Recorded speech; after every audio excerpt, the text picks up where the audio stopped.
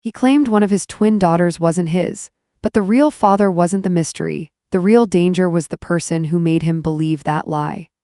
I'm attorney Sarah Hayes, and after decades in courtrooms, I thought I'd witnessed every form of betrayal, until the day a father came to me insisting that one of his twin daughters wasn't biologically his. What shocked me more wasn't the accusation itself, but the terror I saw in the mother's eyes. Terror not of guilt, but of something far more haunting, the fear of losing her family to a lie she couldn't comprehend. The case began on a cold, gray morning. My office windows were misted with rain, and the city outside looked like it was grieving something it couldn't name. At exactly 9:17 a.m., my assistant buzzed in. "Sarah, your 9 o'clock is here. They look tense." That was an understatement. When the couple entered, the room seemed to shrink. The wife, Lena, held a blue baby sock in her hand, clutching it so tightly her knuckles had turned white. Her eyes were red, swollen, hollow, not the exhaustion of a mother of twins, but the devastation of someone whose life had shattered overnight. Behind her walked Daniel, her husband. Tall, rigid, shoulders coiled with tension. He didn't sit beside her. He chose the far end of the sofa, as if closeness itself was betrayal. In his hand, he carried an envelope like it contained the verdict of a crime he believed had been committed. "Attorney Hayes," he began, voice low but trembling, "I want sole custody of one of our daughters." Lena inhaled sharply as if stabbed. Her lips trembled, she couldn't form a sentence. I stared at Daniel. "One daughter. You're requesting custody for only one twin?" He slid the envelope across my desk like he was delivering a death sentence. "Yes, because only one of them is actually mine." Lena broke into sobs, raw, helpless, terrified. Her voice cracked as she spoke. "Sarah, we carried them together. I never cheated on him. Never, please believe me." Her fingers shook uncontrollably as she wiped her tears, and the sight of that blue sock in her lap made my chest tighten. Mothers don't cling to fabric. They cling to memories, to hope, to anything that reminds them of the children they fear losing. I opened the envelope. A DNA report. According to the document, twin A was Daniel's biological child. Twin B was not. I studied the paper, and instantly I felt something wrong. The formatting was off. The signature line looked copied. The chain of custody section was blank. A real paternity report is meticulous, thorough, procedural. This one felt like a performance, a piece of evidence meant not to reveal truth but to plant doubt. "Daniel," I asked quietly, "why did you do this test in secret?" His jaw clenched. He looked away. "Because someone warned me." That sentence echoed like a gunshot inside my skull.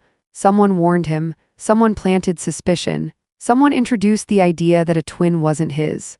This wasn't a marriage problem. This was manipulation. I leaned forward, my voice steady.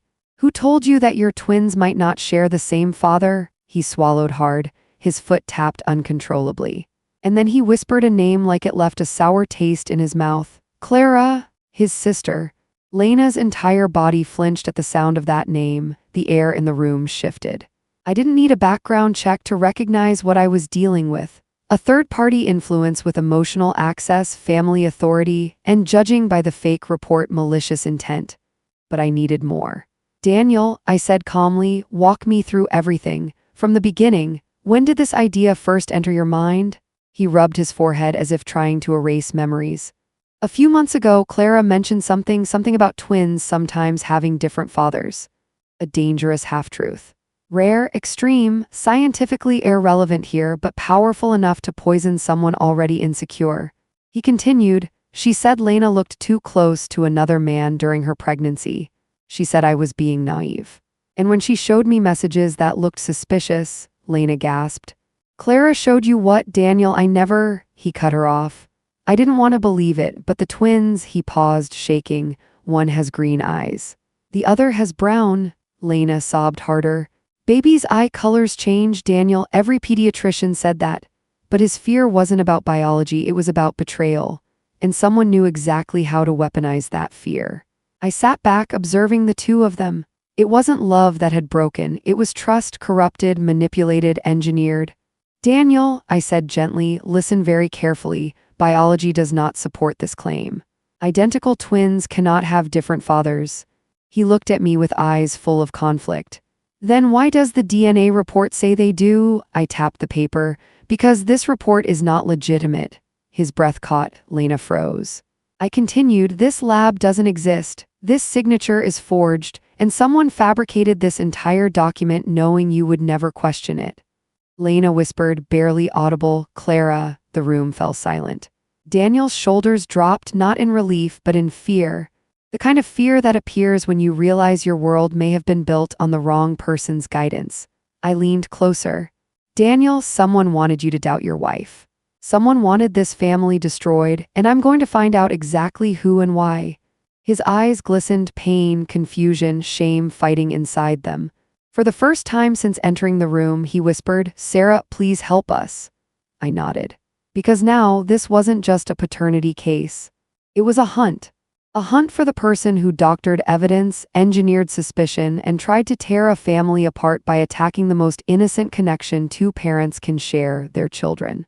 And whoever that person was, they had just made the biggest mistake of their life. The day after our first meeting, I met Lena alone. She arrived early, before the building lights were fully bright, holding a file of medical documents and a trembling cup of tea she never drank. Her face looked different today, less shock, more devastation. The kind that sinks into your bones when the person you trust most believes the worst of you. When she sat down across from me, she didn't cry. Not immediately. She just stared at the framed certificate on my wall as though searching for some reassurance that I could save her family. Sarah, she finally whispered, do you think he hates me now? I shook my head gently. No, he's afraid. And someone has been feeding that fear. She looked down, twisting her wedding ring. It's Clara, isn't it? I didn't answer. I didn't need to. Her silence folded into another silence. Then she started speaking, not like a client giving a statement, but like a woman peeling back layers she'd been forced to hide for years. I tried to be kind to her, she said quietly, from the beginning. I told myself she was just protective of Daniel, that she would warm up to me. A sad laugh escaped. But she never did. She always spoke to me like Daniel made a mistake marrying me. I studied her. Has she interfered before? Lena nodded. Little things at first. She criticized how I decorated our home. She made comments about my family, and when I got pregnant, her voice cracked, but she continued. She told Daniel that I had married him because his mother left him property. She said I timed the pregnancy so I could secure my position. I didn't even know what that meant. I loved him, Sarah. I never cared about his money. I leaned forward. Did Daniel believe her then? No, he defended me. He said Clara was being dramatic, that she was jealous because his life was changing. Lena swallowed. But over time, it chipped away at him. She kept planting seeds, little ones, harmless on their own, but together they grew into something monstrous. She closed her eyes and whispered, and now it's trying to take my children away. I felt something tighten inside me. This wasn't just family tension, this was long-term emotional manipulation. What about these messages Clara showed him? I asked gently. Lena's head snapped up. I've never messaged any man inappropriately, ever. I barely talked to anyone outside my family. Her eyes suddenly widened, fear replacing sadness. Sarah, do you think she faked messages too? It was entirely possible. Editing apps, fake screenshots. All tools in the hands of someone determined enough. I'll look into it, I said. But first, I need your permission to review your hospital records. She handed me the folder immediately. Everything is here, ultrasound reports. Delivery notes, the doctor's letters, I brought it all because I don't know what else to do. I opened the folder slowly. My breath halted for a moment. The twins, according to the medical notes, were monochorionic monoamniotic. The rarest type of identical twins, sharing the same placenta, the same amniotic sac, the same genetic blueprint. It was not only medically improbable that they had different fathers, it was biologically impossible.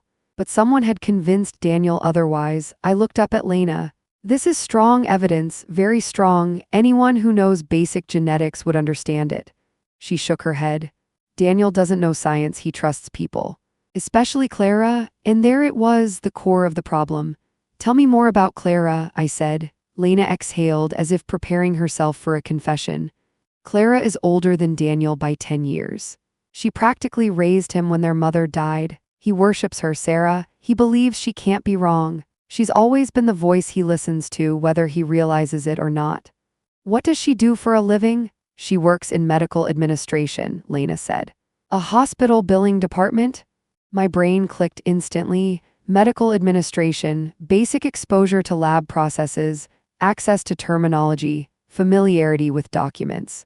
Enough knowledge to fake something convincingly to someone untrained. The edges of a dark picture began forming. I asked, "Has Clara ever directly accused you of cheating?" Lena hesitated, then nodded. Once. When I was 3 months pregnant, she said the timing was too convenient. She told Daniel he should be careful because some women trap men with babies. Her voice broke. I laughed then because I thought she was joking. But Daniel, he stopped laughing. She covered her face, everything aligned in a straight line of manipulation. I reassured her, "Lena, Daniel doesn't hate you, he's caught between love and fear. Someone pushed him exactly where they wanted him." Her shoulders sagged. "So what do? We start with the DNA report," I said. "I already suspect it's forged. I'll have a digital forensics expert examine it. And Daniel," she whispered, "he won't even sleep in the same room as me now. He thinks I betrayed him." The pain in her voice was thick enough to taste. I had seen marriages break over money, affairs, secrets. But this was different. This was a wound inflicted from outside, sharpened by someone who understood exactly where to cut. I stood and placed a reassuring hand on her shoulder. "Lena, you didn't betray your husband. Someone else betrayed both of you." She nodded numbly. I walked her out of the office, and as she left, a storm began outside, rain falling hard, wind slamming against the glass. The kind of weather that matches the heaviness inside a case. I returned to my desk, spread out the medical files, the DNA report, the timeline Lena described, and right there, something else jumped out. The date on the DNA report was 3 days before Daniel even mentioned his suspicions to Lena, meaning someone else ordered the test. Someone else picked up the results. Someone else put this entire plan in motion long before Daniel himself ever questioned anything. This was not reaction, it was orchestration. And suddenly I felt a trace of anger, cold, righteous, precise, rise in my chest. Because whoever did this wasn't just trying to break a marriage. They were trying to fracture a family by attacking its youngest, most innocent members. Twins, babies, lives just beginning. I picked up my phone and dialed my investigator. "Mark," I said, "I need you to find out everything about a woman named Clara Mason. Employment, financial activity, digital footprint, everything. This isn't a family dispute anymore. Someone engineered this." He paused. "What do you think her motive is?" I stared at the fake DNA report again. "I don't know yet," I whispered. "But whatever it is, it's dark." And that was the beginning, not of a case, but of an unraveling. By the next morning, the case had lodged itself in my mind like a splinter I couldn't ignore. I woke up thinking about it, drove to my office thinking about it, and by the time I walked through the doors, I already knew where to begin. If someone went to the trouble of forging a DNA report, planting ideas, feeding suspicion, and timing conversations perfectly, then this was not impulsive hatred, this was strategy. My investigator, Mark, called before I even put my bag down. "Sarah," he said, voice low, "I've been digging into Clara Mason like you asked. You'll want to hear this in person." Minutes later, he was in my office, dropping a thick folder onto my desk. I opened it slowly, expecting minor details, family notes, employment history, the usual. Instead, what I found made the hair rise on the back of my neck. At the top of the pile was a photocopy of a medical billing department ID badge. At the bottom was something far more important, a stack of financial transfers, multiple payments, all rooted to a single individual, a man listed as independent genetic testing technician. Except he wasn't independent. He wasn't a technician. He wasn't even legally allowed to handle paternity samples. He was a former lab trainee dismissed years ago for mishandling evidence, and he had a long history of being paid under the table for creating documents. Mark leaned back, arms crossed. "Clara has been paying him for months, small amounts, consistent." My stomach tightened. "So she didn't create the report herself, she hired someone? And not just once," he added. "There are 3 payments, one 6 months ago, one 2 months ago, one last week." 6 months. That's when Lena first said Clara made a comment about twins having different fathers. 2 months. That's when Daniel noticed Clara acting strangely, asking him questions about the girl's eye colors. Last week, that's when Daniel ordered the test, or so he believed. But he didn't order the test. Clara ordered it for him. She set the stage, she choreographed the doubt. She fed him fear until he believed the idea was his own. The timeline formed a chilling story. Mark pointed to a page. Look at this too. Her computer records show searches like modifying DNA test template and paternity fraud case documents. She knew exactly what she was doing. I exhaled slowly. This is premeditated manipulation. He nodded. And we're just getting started. Before Mark left, he handed me a final sheet. You asked if she had a motive. I think you'll want to see this. The paper was a summary of Daniel and Lena's inheritance situation. Details from Lena's father's will, the marriage contract, and a very specific clause. If Daniel and Lena divorced within the first 5 years, Lena forfeited her inheritance and it reverted to her father's siblings. Clara had been communicating with those relatives frequently. My voice dropped to a whisper. So if the marriage collapses, the money doesn't stay with Lena or with Daniel, it stays in their extended family's control. Exactly, Mark said. And Clara has been resentful that Daniel married down. Her words, not mine. So the motive was a toxic mix of greed, control, and jealousy. She wasn't just trying to hurt Lena. She was trying to save her brother from what she saw as a financial mistake. And she was willing to destroy 2 innocent infants to do it. As Mark left, I sat in silence for a moment, staring at the paperwork, the financial details, the payments. This wasn't a case about science. It was about psychology. Someone deeply insecure, deeply controlling, deeply afraid of losing influence had weaponized fear. I picked up my coat and drove straight to the hospital where the twins were born. I wanted first-hand confirmation of something I already knew, the twins' biological structure. The maternity wings smelled of antiseptic and new beginnings. Nurses moved quietly, babies cried softly behind doors, and somewhere a lullaby played on repeat. The world of new life felt too pure for the kind of manipulation we were investigating. The head nurse, an older woman with kind eyes, retrieved the twins' birth records. Yes, they were definitely monoamniotic monochorionic twins, she explained. 1 placenta, 1 sac. Identical, no chance of differing biology? I asked. She laughed gently. Lord, no, that only happens with fraternal twins. These girls are as identical gets. Then she hesitated. Oh, and one more thing. I remember that birth very well. I raised an eyebrow. Why? She looked around, lowering her voice. Because a woman Daniel's sister, I assume, was unusually involved. My chest tightened. Involved how? She came to every prenatal appointment, every ultrasound, and she insisted the doctor run extra tests, not typical ones, suspicious ones. She asked questions about genetic anomalies and mixed paternity long before there was any reason to. My pulse quickened. How early did she start? About 4 months into the pregnancy, meaning she started planting doubts before the twins were even born. The nurse continued. She was controlling, almost like she didn't want to be the sister but the mother. A chill slid down my spine.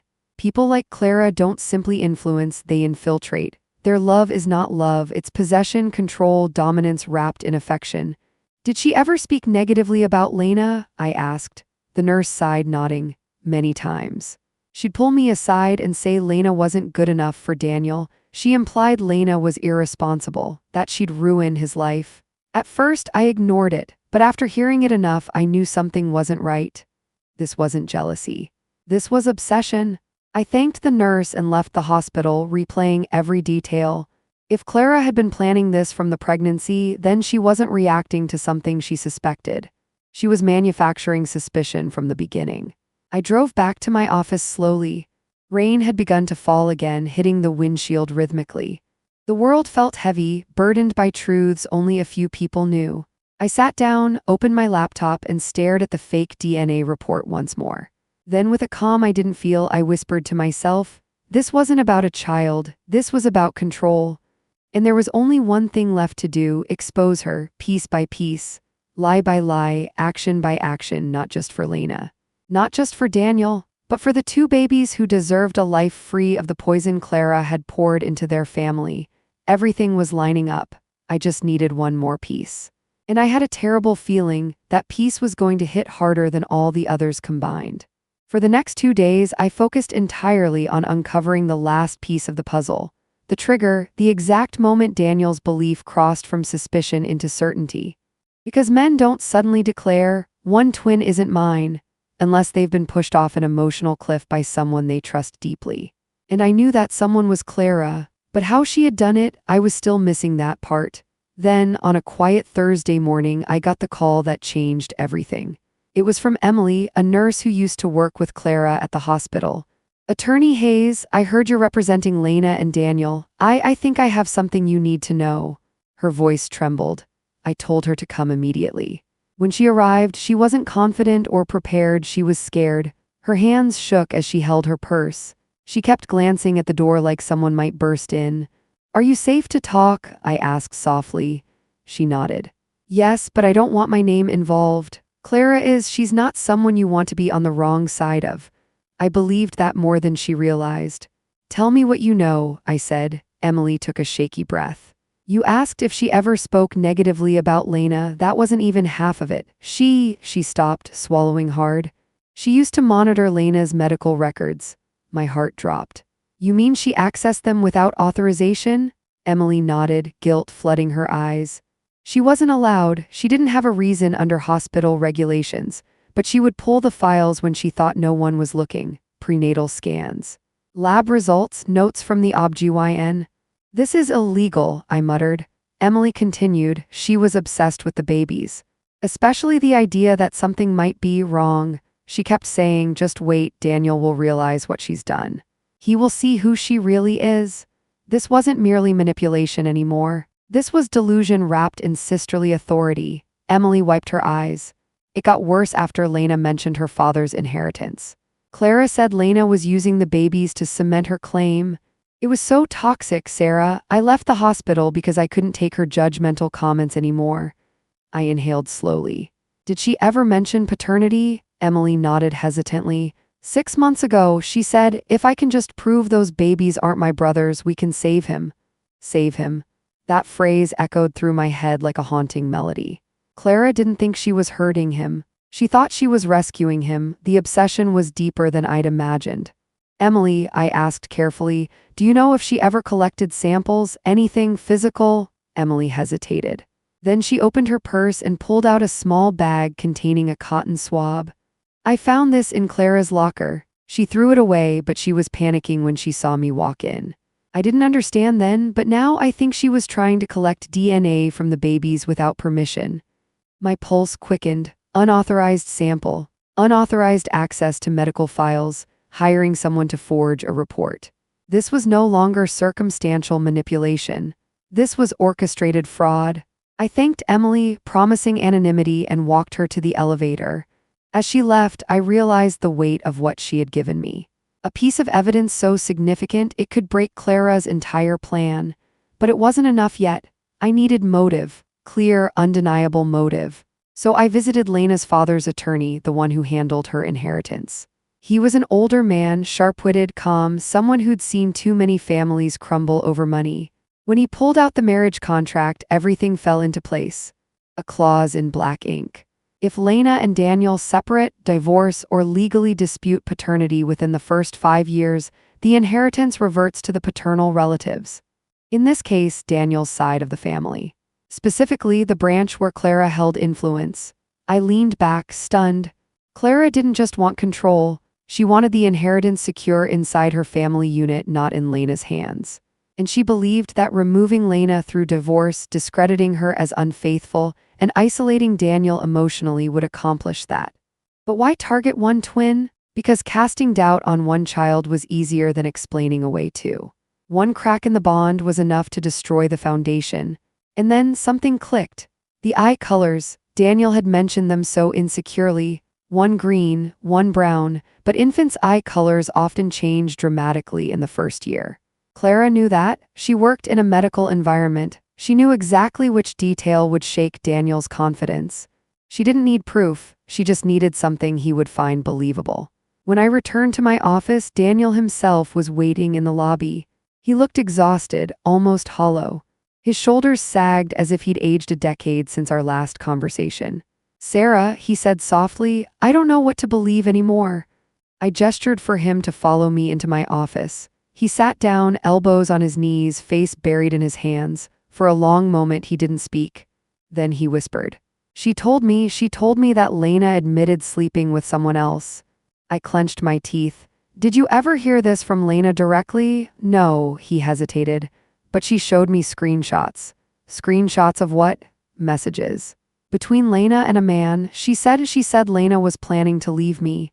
And right there the trap was revealed. Fake messages, fake narrative, fake evidence layered on top of a fake DNA report. Daniel shook his head, despair in every line of his face. I trusted her, she raised me, she never lies. I placed a file gently between us. Daniel, she lied this time. His eyes lifted, confused and wounded. I opened the folder, laying out Clara's payments to the fake technician, her unauthorized access logs from the hospital system, her searches for forged DNA templates, and the inheritance clause she hoped to control. Daniel's face drained of color, his lips trembled. He stared at the documents as if staring into the void of betrayal. This can't be true, he whispered.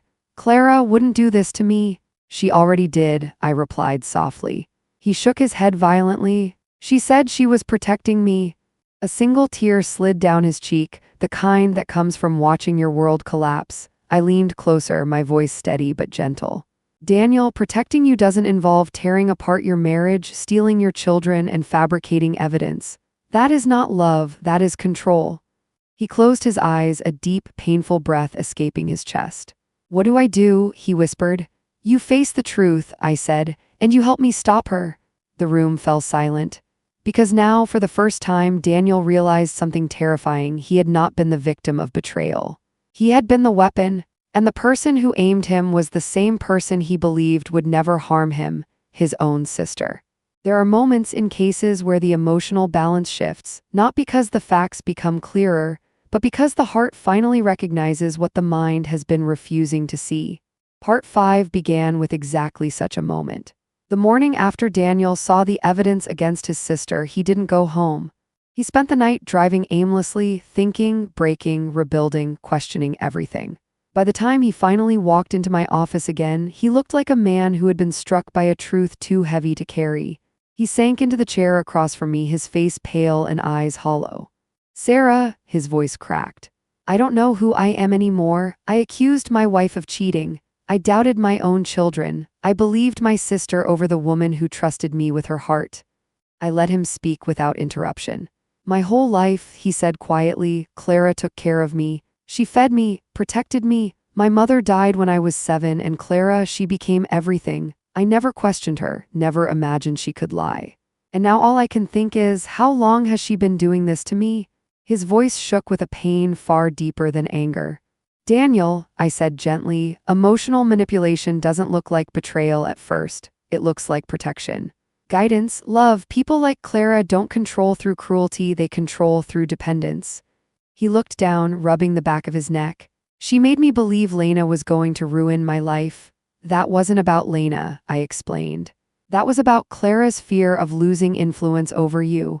But I could see the conflict raging inside him. Love for a sister, loyalty, history, against the crushing realization that everything she'd done was meant to fracture the very family he built. He whispered, I need to see her. I knew this confrontation had to happen, but it had to be done strategically, not emotionally. Before you talk to her, I said, you need to understand the full scope of her plan. I pulled out a packet fresh from my digital forensics expert. Inside were the reconstructed screenshots that Clara had shown him. We analyzed the metadata, the hidden layers, the pixel inconsistencies. The messages were fake, every single one, fabricated from scratch. I placed them in front of him. Daniel's face crumpled as he read the so-called messages between Lena and a man she never even met. She told me Lena admitted everything. His voice was barely audible. But this never existed. None of it existed. He pressed his palms against his eyes as though trying to block out the waves of realization. I continued, there's something else you need to see. I slid forward the nurse's statement that Clara had accessed prenatal records without authorization. Then the evidence of her hiring the fake lab technician. Then the inheritance clause. With each piece, Daniel's breathing became heavier. This wasn't one moment, I said softly. This was a calculated pattern, months, maybe years. And not because she wanted to protect you, but because she wanted control of the inheritance. He stared at the documents for so long I wasn't sure he would ever look away. But when he finally did, his eyes glistened with tears that had nothing to do with anger and everything to do with heartbreak. "How could she do this to me?" he whispered. "To my daughters?" His voice broke, and for a moment he looked like a child again, the same child who had lost his mother and clung to his sister for safety. "The question," I said carefully, "is not why she did it, it's why she believed she had the right to." And that was when everything shifted. He sat up straighter, the shock didn't fade, it hardened. Into determination, into clarity.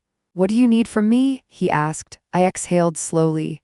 "You need to confront her, but not alone and not emotionally. We need her to reveal the truth herself in her own words without knowing she's being recorded." Daniel blinked. "You want me to record her confession?" "Yes," I said firmly. "Once she confirms she orchestrated the DNA fraud, the false messages, the manipulation, we will have the final nail in this case." He nodded slowly. "She'll talk to me, she won't hide anything, she never thinks she's wrong." I knew that. People like Clara rarely believe their actions are malicious. They justify everything, cloak it in love, polish it with righteousness. They don't see destruction, they see correction. "Be careful," I warned. "She may react unpredictably once she feels cornered." He swallowed hard. "I'm ready." But he wasn't, not fully, I could see it. He still carried decades of loyalty that couldn't be extinguished by a few pages of evidence. So I said the words he needed most. "Daniel, you are not betraying your sister. She betrayed you first." He sat still for a long time, letting those words sink into the cracks Clara had created in his heart. After he left, I sat alone with the case files. The office felt too quiet, the air too heavy. The storm outside had returned, cold rain slashing across the windows, thunder rumbling like distant anger. My phone buzzed. It was Lena. Her voice was small, cautious. "Did he leave you angry?" "No," I said softly. "He left confused. And broken, but he's starting to see." She exhaled a shaking breath. "Sarah, do you think he'll come back to us?" "Yes," I whispered. "But first he must face the person he trusted the most." There was silence, then she whispered the most painful truth of all. "He was never mine to lose, not really, he always belonged to her." I closed my eyes. "Not anymore, not after this." As we hung up, I realized something chilling.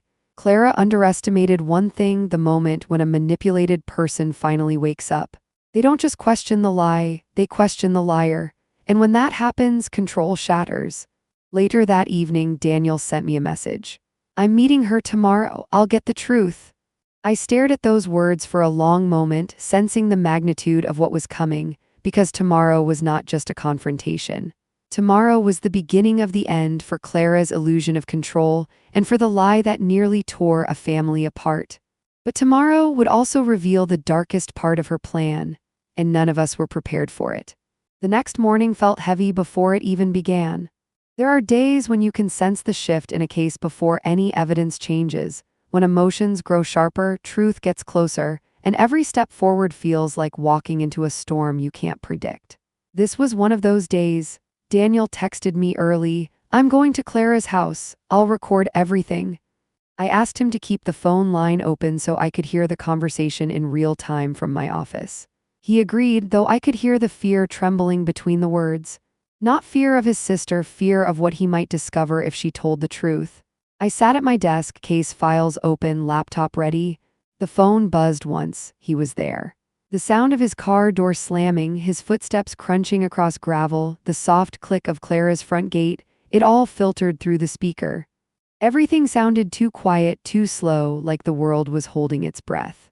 Then I heard Clara's voice. Sharp, controlled, warm only on the surface, the way people disguise poison as honey. "Danny, what a surprise, you look awful. Did that woman upset you again?" "Not your wife, that woman." Daniel didn't respond to the jab. He walked inside. I heard the door shut, the faint hum of her scented candles, the clinking of glass as she poured tea, her attempt to soften him, to lull him into trust. "Sit," she said. "Tell me what happened. I knew you'd come running to me eventually." Daniel inhaled deeply. "Clara," he began, "I need to talk to you about the DNA test." A pause, a careful pause, then sweetly, "Of course. I told you long ago something was strange about those children. I'm glad you finally accepted it." Daniel's breathing grew shaky. He was struggling not to explode emotionally. "Clara, who ordered that test?" She laughed as if it were a silly question. Danny, you did, remember, you just needed me to guide you. Her tone was condescending, like she was talking to a child. He continued, but the report, it wasn't real. Clara's voice tightened, not with fear, but with irritation. What are you talking about? I gave you the truth. You were too blind to see it yourself. My heart beat faster. We were close. Daniel pushed again. Did you hire someone to make that report? Silence. Not the type that comes from guilt. The type that comes from calculating how much truth she could reveal without losing control. Then, softly. You needed proof, Danny. You were suffering. I helped you see the reality. Not an admission, but not a denial either. Daniel's voice cracked. Clara, did you make Lena look like she cheated on me? Another beat of silence. Then Clara exhaled sharply. Danny, you don't understand. I did what had to be done. She's not your equal. She's not right for you. She was going to ruin your life. She already has. Her composure was slipping. And then, finally, yes. I created the messages. I found someone who could help with the report. I gave you what you needed because you refused to open your eyes. My breath caught in my throat. We had it. A confession. But what came next chilled me far more. Clara's voice grew low, trembling with a desperate kind of certainty. You think those twins are yours, Danny? One of them never felt like family. The moment I held her, I knew she didn't belong. I felt my stomach twist. Daniel whispered, wounded, she's just a baby, Clara. She looks like Lena's side, Clara hissed. She's weaker, smaller, she doesn't have our features. I shut my eyes. This wasn't logic. This wasn't reason. This was delusion, possessiveness. Territorial love turned into madness. Clara continued, voice growing more frantic. I'm the one who protected you all your life, not Lena, not anyone, me. I carried you through everything. And now you throw it away because she gave birth to some child I know isn't ours? Ours. She said ours. My pulse quickened. That single word revealed everything. Clara wasn't trying to break the marriage for money alone. She felt ownership over Daniel, emotional, psychological, even parental. She had replaced the meaning of family in her mind. Daniel's voice broke into a whisper. Clara, she is mine, they both are. No, Clara snapped. You are my family, not hers. Those babies changed you. She changed you. I had to bring you back. A shiver ran through me. Clara didn't believe she was hurting anyone. She believed she was restoring her world. Daniel finally asked the question that mattered most. Clara, what were you planning to do after the divorce? What was your end goal? Clara's breath shook, and then she said something that made every muscle in my body tense. I was going to raise the girls with you until you realized which one was really yours. A beat, then another. And then, she whispered, we would give the other one back to Lena's family. She doesn't belong with us. The world froze. She wanted to separate the twins, permanently, to return one like an unwanted item. It took everything in Daniel not to react violently.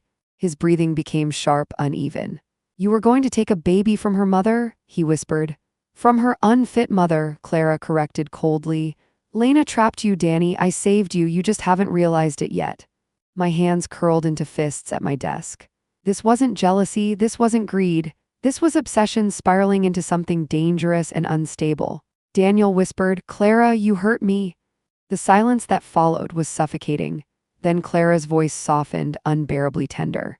I didn't hurt you. I saved you. I always save you. No remorse, no realization, no humanity. She believed every word. At that moment, I heard Daniel stand, his chair scraping against the floor.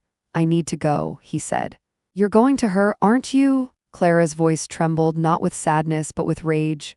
Danny, don't make me the enemy. He didn't answer. She called after him, her voice rising, cracking, spiraling. Danny, you are making a mistake. She will destroy you. I am the only one who truly understands you. Her words twisted from anger to pleading to desperation. But Daniel kept walking. The door opened, closed, his footsteps faded. The recording ended. Daniel called me moments later, voice shaking so badly he could barely speak. Sarah, he whispered, she never loved me, she owned me. I swallowed hard. I'm sorry, Daniel. But now we can finally protect your family. There was a long pause. Sarah, she's dangerous, isn't she? Yes, I said softly. And now she knows the truth is slipping away. People like Clara fight hardest when they're losing control. That was the moment I realized. The case wasn't over. It was only about to turn darker. Because a person who thinks they're losing the person they've controlled their entire life, it becomes unpredictable and dangerous. The day after Daniel confronted Clara, everything began to unravel faster than any of us anticipated. People like Clara don't quietly accept losing control, they tighten their grip, they strike back, and they strike hard. I found out just how hard when Lena called me early the next morning, her voice trembling with panic. "Sarah, Clara came to our house last night." My pulse jumped. What happened? "Was Daniel there?" "No," Lena whispered. "He was dropping something off at his father's place. I was alone with the girls." I stood up from my chair. "Lena, tell me exactly what she did." Lena took a shaky breath. She knocked on the door. I didn't want to open it, but she kept saying something happened to Daniel, so I panicked. Classic manipulation. Clara knew the one thing Lena wouldn't ignore was Daniel being in danger. "When I opened the door," Lena continued, "she pushed her way in. She didn't even look at me. She went straight to the babies." My stomach twisted. "She picked up one of the girls," Lena said, her voice cracking, held her tight and whispered, "Don't worry, sweetheart. Auntie Clara knows who you really belong to." I closed my eyes, anger burning hot under my ribs. Then Lena's voice dropped to a whisper. "Sarah, she tried to leave with her." "What?" She walked straight to the front door. I grabbed her arm and cried for her to give my baby back, and she said I had no right to keep a child that wasn't mine. The words shook me. Clara was unraveling quickly. "What stopped her?" I asked. "Daniel arrived," Lena said, a breath of relief mixed with fear. "He saw her with the baby and froze. Then Clara started screaming that I was stealing his child, that I corrupted him, that she was the only one protecting him from me." She paused. "Sarah," Daniel yelled at her. "I've never heard him speak to her like that. He told her to put the baby down. She just stared at him like she didn't recognize him anymore." "And then?" I asked. "She set the baby on the couch, walked out, and said, 'If you won't open your eyes, Danny, I'll make the world open them for you.'" I let out a breath I didn't realize I'd been holding. Clara wasn't just losing control. She was preparing for war. After hanging up, I called Daniel immediately. His voice was wrecked. "I should have protected her sooner," he whispered. "I thought confronting Clara would fix it. But it made her worse." "Daniel," I said firmly, "you made the right move, but now we need legal protection immediately." Within hours, I filed a temporary restraining order against Clara, a motion to invalidate the fraudulent DNA test, a request for emergency custody safety measures, a petition for forensic examination of all digital evidence. By the time we reached court 2 days later, Clara had already made her move. She had filed a petition claiming Lena was mentally unstable, accusing her of endangering the children, and attempting to paint herself as the stable figure Daniel relied on. Her attorney tried to spin a narrative of a concerned sister stepping in. But when Clara entered the courtroom, something in her demeanor exposed everything. She walked with confidence, almost arrogance, but her eyes were wild, unfocused, darting between Lena and Daniel like she was searching for a version of them that existed only in her fractured understanding of reality. She didn't see victims, she saw obstacles. When the judge asked her to explain why she believed one twin wasn't Daniel's, she smiled thinly. "Because I know my family," she said. "And that child, she doesn't look like us." The judge raised an eyebrow. "That is not scientific evidence." Clara laughed softly. "Science has limits, intuition doesn't." That sentence alone made the courtroom shift. Whispers exchanged glances, the judge's expression tightening. Then it was my turn. I stood, unfolded the digital forensic report, and slowly, methodically dismantled Clara's entire story. I showed the forged messages, pixel inconsistencies, metadata traces, timestamps that didn't align. I showed the payments to the fake lab technician. I showed the unauthorized hospital logins. I showed her internet search history, DNA template modification, false paternity documents, how to remove metadata from screenshots. Clara didn't flinch. But Daniel did. Each detail was another cut, another realization of how deep his sister's deception ran. Then I played the recording of their confrontation. The courtroom went silent. Clara's voice echoed through the room. "I created the messages, I gave you what you needed. I saved you, one of those babies doesn't belong, we'll return her to Lena's family." The judge leaned back, staring at Clara with a mixture of disbelief and concern. Clara's face paled, not because she regretted anything, but because she realized her truth no longer sounded righteous. It sounded dangerous. The judge finally spoke, voice firm. Miss Mason, your actions constitute fraud, emotional manipulation, and attempted interference with custody. This court finds you unstable and potentially harmful to the welfare of the children." Clara stood abruptly, eyes blazing. "You're all blind. I was protecting him. I'm the only one who ever protected him."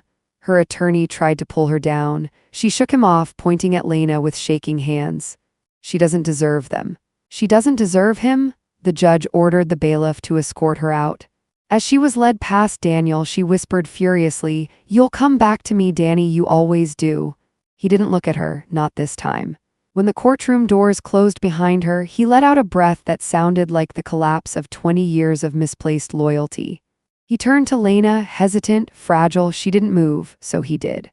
He walked slowly toward her, tears filling his eyes. He knelt beside her chair, head bowed. "I'm sorry," he said, "for everything, for doubting you, for letting her shape my fears. For almost losing our daughters because I couldn't see the truth." Lena didn't speak. Tears streamed silently down her face. Then she took his hand. A small gesture, but one that carried forgiveness, heartbreak, and hope all at once. I stepped back a little, letting them reconnect, knowing the legal battle was almost won, but the emotional healing had only just begun. Because Part 8 would bring closure, not just legally, but for the family Clara tried to break. Cases like this rarely end in a single courtroom victory. Winning legally is one thing, repairing what was fractured is something else entirely. By the time the judge dismissed Clara's claims and granted the restraining order, I knew the real battle was only beginning. Rebuilding a family that had been torn apart by someone they once trusted with their lives. The days following the hearing were quiet. No sudden emergencies, no frantic calls, no unexpected knocks on anyone's door. For the first time in months, Lena and Daniel were able to breathe without fear. But silence after chaos can feel unsettling.